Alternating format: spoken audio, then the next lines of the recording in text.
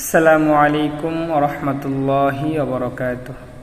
সমস্ত প্রশংসা আল্লাহ রাব্বুল আলামিনের জন্য, যিনি আমাদেরকে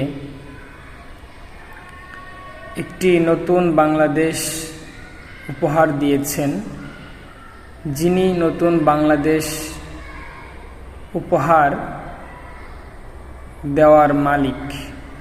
কেননা আল্লাহ তাআলা যদি কোনো কিছু না চান, তাহলে কোনো মানুষ বা দুনিয়ার সকল মানুষ মিলেও যদি চেষ্টা করে, তাহলে সেই জিনিসটি কখনোই অর্জন করতে পারে না। আবার যদি আল্লাহ তাআলা কোনো কিছু কাউকে দিতে চান, পৃথিবীর সকল মানুষ মিলেও সেই বিষয়টাকে, সেই জিনিসটাকে বাধা প্রদান করতে পারে না।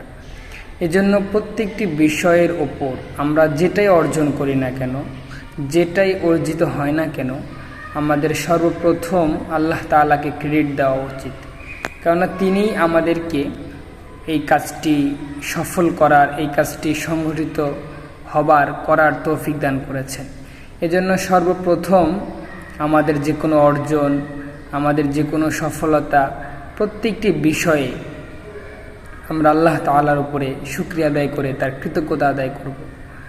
একটি বিষয় অত্যন্ত ভালো লেগেছে, ডক্টর মোহাম্মদ ইউনূস, বর্তমান বাংলাদেশের প্রধান উপদেষ্টা, আসিফ মাহমুদ সহ অনেকেই এসেছিলেন। উত্তরবঙ্গের কৃতি সন্তান, শহীদ, গণ অভ্যুত্থান, ছাত্রদের এই গণ আন্দোলনের শহীদ আবু সাঈদ তার বাসায়।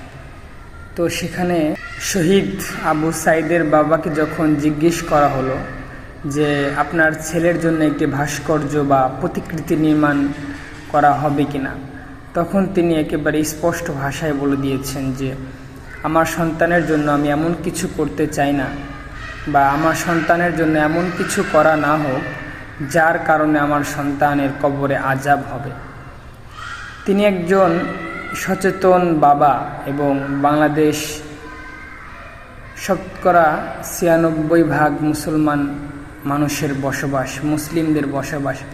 এমন রাষ্ট্রে তো আসলে প্রত্যেকটি বাবা এমনই হওয়া উচিত যে কোনো প্রকার অনইসলামিক এবং শরিয়া বহির্ভূত, ইসলামী হুকুমত বহির্ভূত, কোরআন সুন্নাহ বহির্ভূত কোনো কাজে সায় দিবেন না।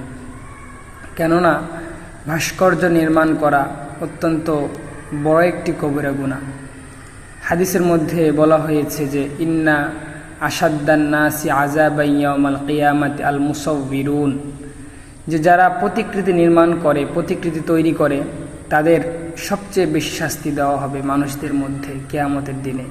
এজন্য ভাস্কর্য নির্মাণ বা যাবতীয় প্রতিকৃতি, এগুলো অত্যন্ত হারাম এবং অবৈধ একটি কাজ। এজন্য আমাদের সকলের উচিত এগুলো থেকে নিজেকে বাঁচিয়ে রাখা, এবং আশা করি আমাদের এই বাংলাদেশ, এই বাংলার জমিন ইনশাআল্লাহ একদিন কোরআন সুন্নাহ এর আইনে চালিত হবে। সেই দিনের অপেক্ষায় আমরা সকলে আছি ইনশাআল্লাহুল আজিজ। আল্লাহ তাআলা অচিরেই আমাদেরকে সেই দিনটি দেখার তৌফিক দান করবেন।